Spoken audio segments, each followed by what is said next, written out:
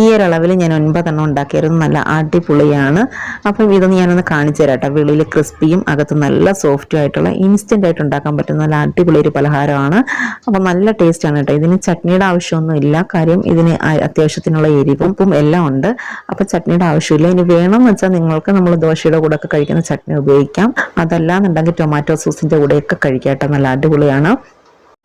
ഞാനിപ്പോൾ ചട്നിയും ടൊമാറ്റോ സോസും ഒന്നും എടുക്കാതെ തന്നെ ഇത് മാത്രമായിട്ടാണ് കഴിച്ചത്. നല്ല ടേസ്റ്റ് ആയിരുന്നു, നല്ല അടിപൊളിയായിരുന്നു. അപ്പോൾ ഇത്രയേ ഉള്ളൂ നമ്മളുടെ വീഡിയോ. ഈ വീഡിയോ ഇഷ്ടമായിട്ടുണ്ടായിരിക്കും വിചാരിക്കുകയാണ്. ഇഷ്ടമായിട്ടുണ്ടെങ്കിൽ പ്ലീസ് ഒന്ന് ലൈക്ക് ചെയ്യുക, കമൻറ്റ് ചെയ്യുക. നിങ്ങൾക്ക് എല്ലാവർക്കും ലൈക്ക് ചെയ്യാനും കമൻറ്റ് ചെയ്യാനും ഒക്കെ മടിയാണ്. അപ്പോൾ പ്ലീസ് നിങ്ങൾ ഒന്ന് ലൈക്ക് ചെയ്താലും കമൻറ്റ് ചെയ്താലും മാത്രമേ യൂട്യൂബ് റെക്കമെൻഡേഷനിലൊക്കെ നമ്മളെ വീഡിയോ സജസ്റ്റ് ചെയ്യുള്ളൂ. അതുകൊണ്ടാണ് കേട്ടോ. ഇനി നിങ്ങൾക്ക് കമൻറ്റ് ചെയ്യാനായിട്ട് മടിയാണെന്നുണ്ടെങ്കിൽ പ്ലീസ് നിങ്ങൾ എന്തെങ്കിലും ലവിൻ്റെ സിമ്പിൾ, ഒരു തമ്പിൻ്റെ സിമ്പിൾ എന്തെങ്കിലും ഒന്ന് തന്നാൽ മതി കേട്ടോ.